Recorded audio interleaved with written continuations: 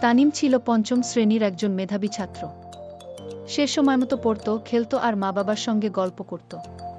একদিন তার বড় ভাই একটি পুরনো মোবাইল দিয়ে বলল, এই নাও, তুমি চাইলে ইউটিউব দেখতে পারো। প্রথম দিন তানিম খুব খুশি। কার্টুন দেখে, গান শুনে সময় কাটে। কিন্তু কয়েকদিন পর সে পড়তে বসলে মোবাইলের কথা মনে পড়ে। খেলতে বলে, না ভাইয়া, পরে যাব। রাতে ঘুমাতে দেরি হয়, সকালে ঘুম ভাঙে না, স্কুলেও যেতে ইচ্ছে করে না। একদিন মা দেখে তানিম রাত ৩টায়ও ফোনে গেম খেলছে। মা চুপচাপ ফোনটা নিয়ে রাখলেন। পরদিন তানিম সারাদিন মনমরা। তারপর মা বললেন, তুমি জানো, এই মোবাইল তোমার সময় চুরি করে নিয়েছে। তানিম অবাক, সময় চুরি করে?